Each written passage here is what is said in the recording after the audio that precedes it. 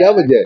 जी कल की हमने जमा करवा दी हुई है ब्रांच में और डायरी नंबर भी लग चुके हैं। आज अर्जेंट केसेस नहीं सुने गए और कल भी अब उम्मीद है सुना जाए, लेकिन मुझे नहीं लगता कि सुना जाएगा। और कागजात आपने देखा कि पाकिस्तान की पॉलिटिकल पार्टी का हेड है और पाकिस्तान की सबसे बड़ी political party ex prime minister है, और जिस तरह उसको पॉलिटिकल प्रोसेस से अलहदा किया जा रहा है, और देखिए उसके ऊपर जो कन्विक्शन है वो 61(3)H में फॉल ही नहीं करती। उनका जो ऑफेंस हमारा टर्पिट्यूड पे नहीं आता, लेकिन एक खुद सख्त और गैर कानूनी जो ऑर्डर पास किया गया उसको हमने रेट में चैलेंज किया है। इंशाल्लाह उम्मीद है कि वो फिक्स करके खान साहब को रिलीफ और इंसाफ मिलेगा।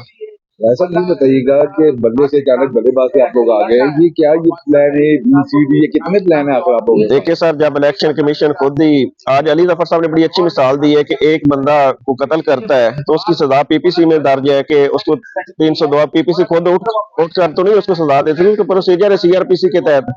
तो यही जो इलेक्शन कमीशन है वो हमारे खिलाफ खुद पार्टी बन चुका है।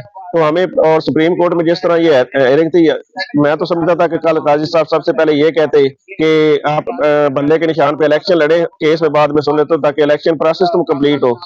और लेकिन उन्होंने जानबूझ के, मेरा समझता हूँ कि ये लिंगर होने इस वक्त ये किया गया कि ये प्रोसेस कंप्लीट हो, इसलिए हमें प्लान बी पे जाना पड़ा। अच्छा, इसके बाद प्लान सी, प्लान डी, कुछ और भी आगे प्लान है कि नहीं? सर देखिए, जो हालात के मुताबिक मौसम भी सर्दी का है तो हमने प्लान जो है वो अकॉर्डिंगली रखा हुआ है।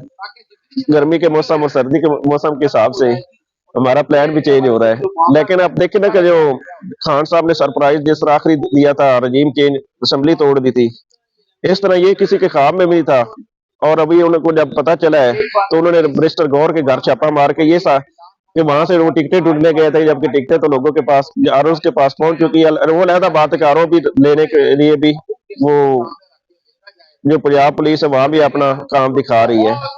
तो ये बताइए राय साहब, आपके घर पे कुछ छापे वापे तो आपको तंग तो नहीं किया जा रहा, क्योंकि आप भी तो बड़े सरगर्म इस वक्त जो है वो, ठीक है कि हामी है और उनके वकील है, लॉयर है, आपको तो सर देखिए, हम तो एक मुल्क के शहरी है, ये मुल्क हमारा है। इस मुल्क में हमने कोई गैर कानूनी काम, कोई जो है हम रूल ऑफ लॉ के फॉलो करते हैं और रूल ऑफ लॉ की कोशिश कर रहे हैं इस मुल्क की इम्प्लीमेंटेशन हो। तो मैं तो नहीं समझता कि शरीफ शहरी के घर को छापा पड़े।